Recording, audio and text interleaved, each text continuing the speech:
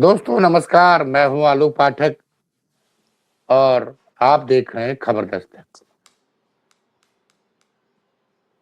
उत्तर प्रदेश की राजधानी लखनऊ के इंदिरा गांधी प्रतिष्ठान में आज ब्राह्मण समाज का एक बड़ा आयोजन हुआ था। पूरे प्रदेश के ब्राह्मण वर्ग वहां एकत्रित हुआ था और उन्होंने सभी पार्टियों के ब्राह्मण नेताओं को वहां आमंत्रित किया था ब्राह्मण समाज, ताकि वो ब्राह्मण समाज की परेशानियों पे और उनकी जरूरतों पर चर्चा हो सके। कांग्रेस के प्रदेश अध्यक्ष अजय राय, यूपी कांग्रेस के प्रभारी अविनाश पांडे और भारतीय जनता पार्टी की तरफ से पूर्व राज्यपाल कलराज मिश्रा, उत्तर प्रदेश के पूर्व उप मुख्यमंत्री जो कि योगी जी के काफी करीबी माने जाते हैं दिनेश शर्मा, और अभी हाल ही में चर्चा में आए सस्पेंडेड पीसीएस अधिकारी अलंकार अग्निहोत्री। लेकिन इस समागम में जैसे ही मंच पर पूर्व उप मुख्यमंत्री दिनेश शर्मा, जो योगी आदित्यनाथ के काफी करीबी माने जाते हैं, उनको मंच पर बोलने के लिए आमंत्रित किया गया और उन्होंने अपनी सरकार की उपलब्धियां बताना शुरू कर दिया, तो बड़ी संख्या में सामने से बैठे दर्शकों और खासकर एक पूर्व सैनिक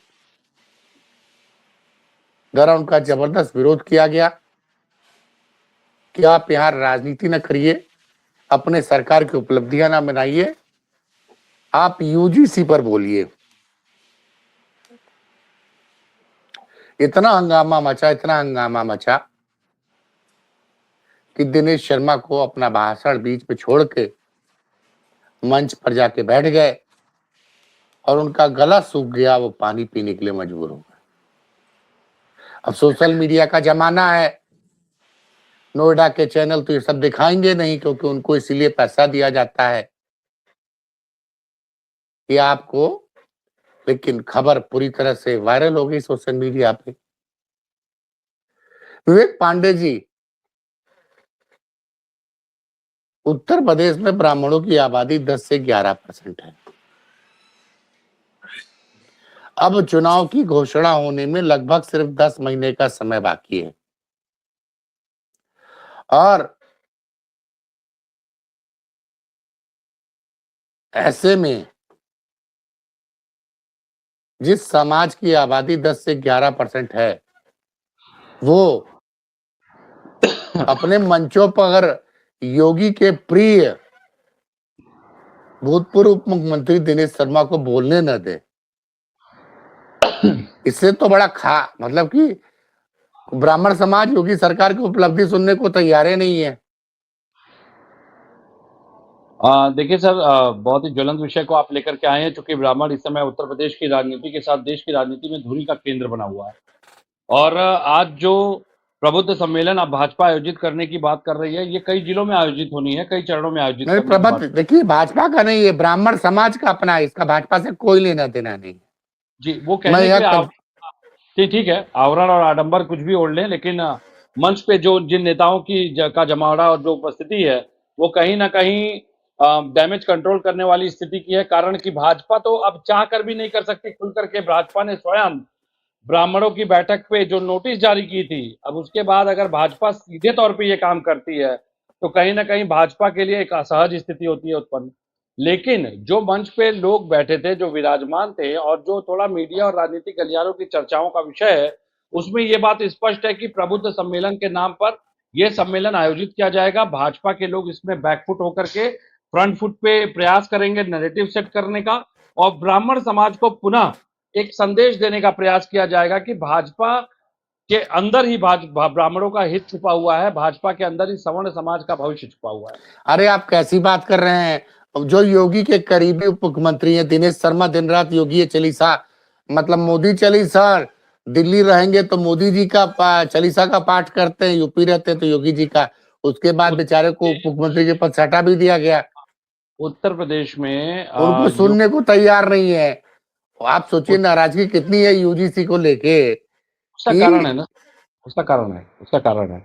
चूँकि यूजीसी के प्रकरण पे भाजपा के बड़े ब्राह्मण नेता लगातार मौन रहे। ब्राह्मणों को जो संघर्ष झेलना पड़ेगा, जो आशंका ब्राह्मणों के अंदर है, और आज जब मंच पे वही भाजपा के बड़े नेता ब्राह्मण समाज से जो आते हैं, वो खड़े होकर के जब उस कार्यक्रम में, अच्छा बताइए, भाजपा आपने कहा कि भाजपा ने ऑर्गेनाइज नहीं किया प्रबुद्ध सम्मेलन का, भाजपा से कोई लेना देना नहीं, मान लेते हैं। तो शर्मा जी वहां खड़े होकर के योगी सरकार की उपलब्धियां क्यों गिना रहे थे? योगी सरकार का प्रचार क्यों कर रहे थे? वो एक समाज की बैठक में जाकर के राजनीतिक विषयों पे चर्चा ही क्यों कर रहे थे? शर्मा भाई जी उसको कोई हाँ, जनता ने तो उनका विरोध कर दिया ना, उनको भाषण छोड़ के जाना पड़ा ना। वास्तविकता ये है, जनता हाँ। केवल शर्मा जी का नहीं, जनता योगी जी का नहीं, जनता पूरे भाजपा का विरोध कर रही है। विशेषकर अगर बात सवर्ण बिरादरी की जाए तो कुछ चुनिंदा लोगों को छोड़कर लगातार पूरे ब्राह्मण समाज में ये संदेश जा चुका है कि भाजपा ब्राह्मणों से केवल वोट लेने का काम करती है, और जो किसी जमाने में एक भाजपा हुआ करती थी जहां पे सवर्णों के हितों की बात, सुरक्षा की बात होती थी, आज वो भाजपा केवल और केवल धर्म की आड़ में धन और व्यापारीकरण के साथ मॉडर्न कंस्ट्रक्शन, मॉडर्न इंफ्रास्ट्रक्चर के नाम पे गुजरातियों को पूरा व्यापार सौंपने का काम कर रही है, और इसमें ब्राह्मण समाज का हित नहीं है। यूजीसी जैसे विषय पर विरोध दर्ज कराने का दो कारण स्पष्ट रूप से दिखाई देता है। एक, शर्मा जी प्रबुद्ध हैं, शर्मा जी स्वयं बुद्धिजीवी हैं, वो स्वयं प्रोफेसर रह चुके हैं। लोग उनसे अपेक्षा कर रहे थे कि यूजीसी जैसे अनुशासनात्मक अमर्यादित बिल के आने पर शर्मा जी की तरफ से कुछ वक्तव्य आने चाहिए थे। वो हो सकता है विरोध करे, क्योंकि भाजपा के अंदर कुछ ब्राह्मण चेहरे हैं जिनसे कि समाज उपेक्षा करता है, लेकिन उस अपेक्षा के पूर्ण ना होने के कारण उनकी जो उपेक्षा हुई है उसके जिम्मेदार वो स्वयं है। वास्तविकता यह है कि 3 प्रमुख घटनाएं, मैं पुनः दोहराता हूं आपके मंच पे, 3 अभी प्रमुख घटनाएं। लेटेस्ट अपडेट है। हाँ जी। जब पूरा हाल खाली हो गया, जी। क्योंकि मैं एक बड़े न्यूज नेटवर्क का हिस्सा था, दर्शकों को बता दूं। जी जी जी। और एक आयोजन हमने कराया था, जब मैं उस नेटवर्क का हिस्सा था तो बार बार मुख्यमंत्री कार्यालय से मुझे पूछा जा रहा था, मुझको फोन करके, एक उनके वरिष्ठ अधिकारी की, पाठक जी क्या स्थिति है, मंच पे कितने लोग हैं, कितने लोग नहीं है, हॉल कितना भरा है। और उसके बाद वो लोग, जब हमने कहा नहीं सर हाल भर चुका है, तो मुख्यमंत्री जी फिर चले थे। अच्छा। मैं इस चीज का क्यों जिक्र कर रहा हूं कि ब्रजेश पाठक जब पहुंचे थे तो पूरा हाल खाली था, और खाली हाल में ब्रजेश पाठक का मंच पे सम्मान हुआ है। क्या अंत में ब्रजेश पाठक क्यों पहुंचे जब हाल खाली हो चुका है? क्योंकि उप मुख्यमंत्री के साथ बीएलआईयू की टीम रहती है। जी। तो ये जो संकेत आज लखनऊ से आए हैं, और भास्कर की हेडलाइन है कि अंत में पहुंचे ब्रजेश पाठक उप मुख्यमंत्री, और खाली हाल में उनका सम्मान हुआ। ये जो खबरें आ रही हैं, ये भारतीय जनता पार्टी की तो मुश्किलें बढ़ गई भाई साहब। मुश्किलें नहीं बढ़ गई हैं। देखिए, कई खबरें ऐसी भी आ रही हैं कि ब्रजेश पाठक जी पे चूंकि पीछे से जो तीर साध करके चलाने का प्रयास अब मुक्तेश्वरानंद महाराज शंकराचार्य जी के प्रकरण में किया जा रहा है, कई न्यूज चैनल तो मैं देख रहा हूँ सीधे नाम लेकर के चला रहे हैं अभी इनका, जबकि अभी तक कोई साक्ष्य कहीं उपलब्ध नहीं है, लेकिन सीधे इनका नाम लिया जा रहा है। डिप्टी सीएम 2 हैं उत्तर प्रदेश के, और अगर मैं शर्मा जी को भी जोड़ लूं तो एक्स सीएम के साथ 3 हो गए डिप्टी सीएम। लेकिन सिर्फ ब्रजेश पाठक जी का विशेष नाम लेकर के कुछ मीडिया चैनलों ने चला दिया है कि ब्रजेश पाठक जी का नाम आया, संलिप्तता आई। अब ये आंतरिक गुटबाजी, आंतरिक राजनीति का जो विषय है, इसमें मौर्य जी को साधा जाएगा, या मौर्य जी सुन रहे हैं कि जो एक और खबर आई कि मौर्य जी ने योगी जी से हाथ मिला लिया है, ब्रजेश पाठक को साइड लाइन किया जा रहा है, और ऐसी तमाम खबरें। लेकिन ब्राह्मण विवेक जी, मौर्य जी कभी भी, मौर्य जी ओबीसी समाज से आते हैं, बड़े स्वाभिमानी नेता हैं जी। वो कभी भी अपने जो मौर्य जी की निष्ठा, वो अमित शाह मोदी के प्रति समर्पित है, वो पार्टी के प्रति समर्पित है। जिन लोगों का नाम ले रहे हैं योगी जी या ब्रजेश पाठक, योगी जी हिंदू महासभा से आए हैं, ब्रजेश पाठक जी बसपा से आए हैं, तो केशव मौर्य जी सनातन का और भाजपा का झंडा पकड़कर यहाँ तक पहुंचे हैं। उनके लिए मोदी, शाह और भाजपा ही सब कुछ, वो किसी से समझौता नहीं करेंगे। आपने एक वृत्तांत देखा था अभी कुछ दिन पहले, पाठक जी ने एक कॉन्क्लेव में योगी जी पे एक निशाना साधा था कि वो तो भाई कहां से गलत, नहीं गलत थोड़ी कहा था उन्होंने। मैं उसी बात पे आ रहा हूँ कि सच बोलना गुनाह थोड़ी है। बिल्कुल नहीं, मैं इसी बात पे आ रहा हूँ कि सोचिए आज भाजपा कितनी असहाय है, कितनी संकट में है और कितनी ज्यादा भाजपा का जनाधार टूट चुका है कि अब भाजपा को योगी जी, जो कि वास्तव में भाजपा के कभी नहीं रहे, न संघ के रहे, आज उनको संघ भी समर्थन देने के लिए विवश है। आज उनको भाजपा के नेतृत्व और भाजपा के अन्य नेताओं के ऊपर थोपा जा रहा है, वो न बोलने की स्थिति में है। अभी कल जो नंद किशोर गुर्जर के, कल या परसों के कार्यक्रम में ब्रजेश पाठक जी ने जो नंद किशोर गुर्जर की तारीफों के पुल बांधे हैं, वो भी एक संकेत साफ है कि अब यहाँ पे खुली लॉबिंग हो रही है, क्योंकि नंद किशोर गुर्जर वो भाजपा के, मुझे लगता है, कट्टर ऐसे नेता हैं जिन्होंने कई मोर्चों पे योगी का खुला विरोध किया और मंच पे उनके साथ ब्रजेश पाठक का होना और योगी जी के न रहने पे होना और जिस तरह से वो संवाद उन्होंने स्थापित किया, एक तो स्पष्ट विषय है कि ब्राह्मण वर्ग एक बात जान चुका है कि इन लोग के आपसी लड़ाई झगड़े में ब्राह्मण समाज की बलि चढ़नी है। और नहीं जो उसमें एक नैरेटिव जो सेट था सालों साल से कि ब्राह्मण समाज के लिए उत्थान और हितैषी कोई हो सकता है तो भाजपा हो सकती है, ये भ्रम टूट चुका है। ये पूरी तरह से नैरेटिव टूटा है 3 मुख्य घटनाओं के बाद। वो मुख्य घटनाएं मैं कई बार कह चुका हूं, कहता हूं। एक, ब्राह्मणों को बैठक में नोटिस देना, ब्राह्मण विधायकों को 56, 57, 58 जो इनके विधायक हैं, आज उनकी स्थिति नहीं है कि वो अपने संगठन में गलत का विरोध कर सकें। दूसरा, ये नेता सांसद अपने क्षेत्र में जाके अपने रिश्तेदारियों में लोग चेहरा दिखाने से परहेज कर रहे हैं, क्योंकि सवालों की बौछार हो रही है।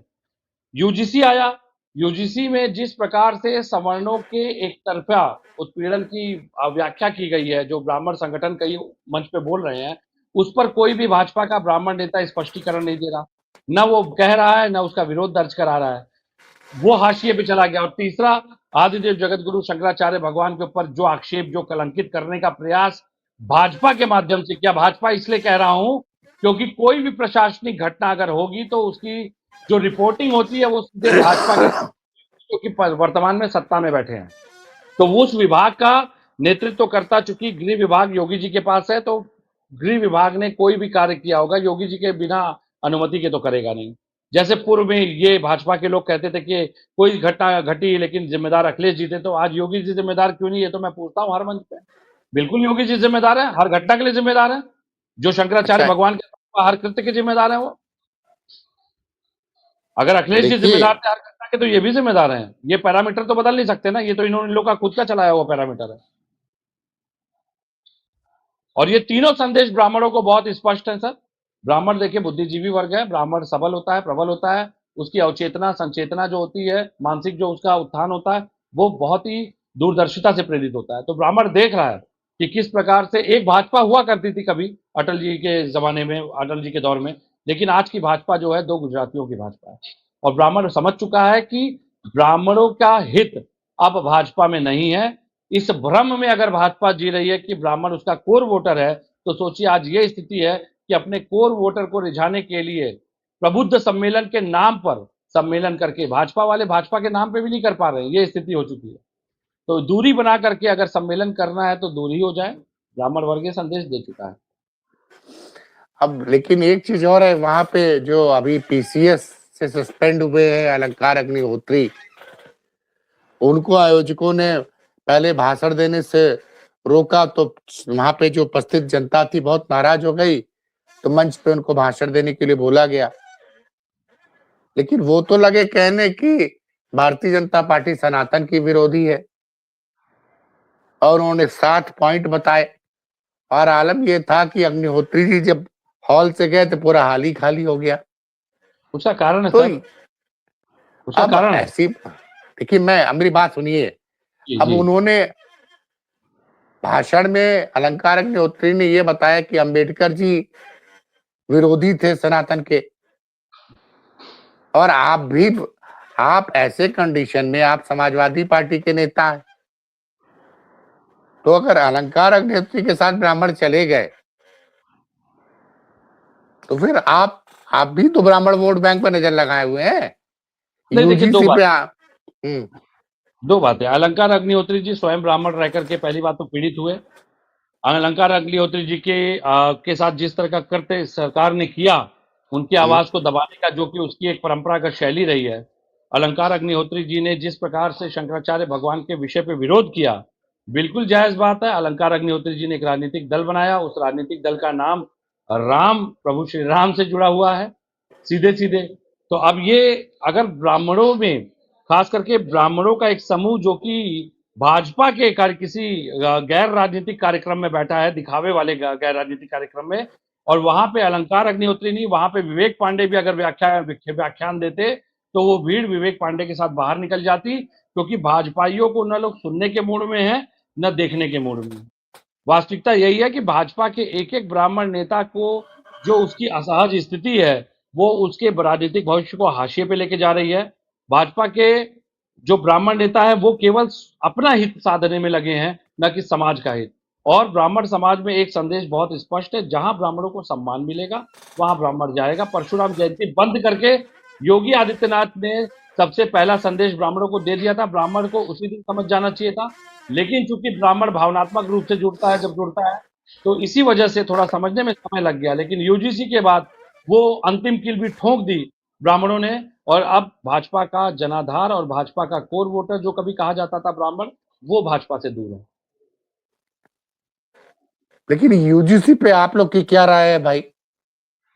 भाई यूजीसी पे हमारा बड़ा स्पष्ट संदेश है। देखिए, बड़ा स्पष्ट संदेश, मैं कोई घुमा के बात हाँ, नहीं करता। हमारे आदरणीय अखिलेश यादव जी ने कहा, पूर्व मुख्यमंत्री थे और राष्ट्रीय अध्यक्ष पार्टी के, उन्होंने स्पष्ट कहा कि कोई दोषी बचना नहीं चाहिए और कोई निर्दोष फंसना नहीं चाहिए। और इस आशय को मैं थोड़ा बड़ा करके बता दूं तो जब एंटी रैगिंग कानून 2010 में इंट्रोड्यूस हुआ था, जिसमें हमने सख्त प्रावधान किया आगे अपनी सरकार में, तो ये यूजीसी बिल ला करके हर रोज छात्रों को, सवर्णों को उनकी जातियों के माध्यम से उनकी जातियां याद दिलाना और अपनी जातियों के माध्यम से दूसरों को अपमानित करवाने की जो एक रूपरेखा, छात्रों को जो बांटने की एक रूपरेखा भाजपा सरकार लाई है, जैसे छद्मवेशी अंग्रेज करते थे बांटो और राज करो, उसी प्रकार से भाजपा ले आई बांटो और राज करो की नीति। इसको सवर्ण समझ गया, इसको ओबीसी भी समझ गया, इसको एससी भी समझ गया। लेकिन ये लाने वाले अपने स्पष्ट बातों, अपनी नीति को स्पष्ट नहीं कर पाए कि ये नियम वास्तव में लाया क्यों गया, ये नियम लाने का कारण क्या था, ये नियम लाने के पीछे उद्देश्य क्या था, इसको स्पष्ट नहीं कर पाए। और इसकी आड़ में चाहे ट्रेड डील की बात हो, चाहे एप्सिन फाइल की बात हो, चाहे कुछ और ज्वलंत विषय, उसी आड़ में जो बड़े बड़े बजट में निजीकरण कंपनी अपने उद्देश्यों को देने के लिए जो बजट के प्रावधान किए गए, कई उद्देश्यों से भटका कर, घुमा करके जो लाने का प्रयास किया, उसको ब्राह्मण ने सीधे पकड़ लिया। और सीधे पकड़ लिया तो अब उसका खामियाजा भाजपा को भुगतना। चलिए सर, थोपा तो ये ब्राह्मण समाज का प्रबुद्ध वर्ग का जो सम्मेलन था, उससे ब्राह्मणों की नाराजगी भाजपा के प्रति साफ दिखी। पहले पूर्व योगी के करीबी पूर्व मुख्यमंत्री दिनेश शर्मा को बोलने नहीं दिया गया, और ब्रजेश पाठक जब वहां पहुंचे तो लोग हॉल छोड़ के चले गए। देखिए, तो एक ये लाइन इसमें जोड़ूंगा आपकी बात हाँ, पूरी होने से पहले। भाजपा हमेशा, खासकर योगी आदित्यनाथ की एक कार्यशैली है, योगी आदित्यनाथ केवल एक ब्राह्मणों के नाम पे अवनीश अवस्थी जी को एक्सटेंशन दे दे करके ये संदेश देने का प्रयास करते हैं कि सत्ता में ब्राह्मणों की सफाई के लिए एक ब्राह्मण चेहरा है। जबकि वास्तविकता यह है कि अवनीश अवस्थी जी की जो कार्यप्रणाली है और जिस प्रकार का उनका कार्यकाल रहा है पूर्ववर्ती सरकारों में भी, उससे ये बात स्पष्ट ब्राह्मणों को भी संदेश जा चुका है कि अवनीश अवस्थी जी ब्राह्मणों के न हितैषी है, न उनके कभी मुद्दों पे प्रखर मुखर होकर के कहीं स्टैंड लेते हैं। तो वो एक सिर्फ प्रतीकात्मक स्वरूप है ब्राह्मणों के रूप में। योगी जी को कोई व्यक्तिगत अरे वो फायदा हो, नेता कहाँ से हो जाएंगे भाई साहब? वह अवनीश अवस्थी तो अधिकारी रहे हैं, वो कहाँ सलाहकार से तो है, नेता बन जाएंगे? सलाहकार तो है ना, सलाहकार तो है हैं? ना, अरे सलाहकार ब्राह्मण सलाहकार सर। देखिए, एक बात मैं पूरी कर लूं, देखिए, किसी नियम या किसी कानून या किसी कार्य के बाद अगर किसी समाज में असंतोष व्याप्त होता है तो सलाहकारों का दायित्व क्या होता है? सलाहकार का दायित्व होता है कि समाज की नब्ज पकड़ करके सही सलाह दे राजा को। लेकिन जिस तरह के कार्यप्रणाली उत्तर प्रदेश सरकार की है, अगर मैं ये कहूं कि इसके ये सलाह क्या अवनीश अवस्थी जी देते हैं इस तरह के कार्यप्रणाली की? और अगर देते चलिए, हैं, ये बात आप स्पष्ट कर दें पॉलिटिकल कि योगी जी का क्या मत है यूजीसी पे? आज तक योगी जी ने यूजीसी पे अपना वक्तव्य नहीं दिया है। तो योगी जी का भी चलिए वक्तव्य आना सर, अब सरकार का उसमें बचाव है कि ये मामला तो सुप्रीम कोर्ट में चल रहा है, इसमें हम क्या बोलें। फिलहाल शंकराचार्य के मुद्दे पर भी आज अखिलेश यादव ने खुल के कहा कि हम उनके साथ जो भी सरकार कर रही है, उससे साफ दिख रहा है कि भारतीय जनता पार्टी कितना गिर सकती है। और प्रदेश कांग्रेस के प्रभारी ने भी कहा, अविनाश पांडे ने कहा कि हम शंकराचार्य जी के साथ हैं, और अजय राय तो स्पष्ट रूप से कह चुके हैं कि शंकराचार्य के साथ जो हो रहा है वो गलत है।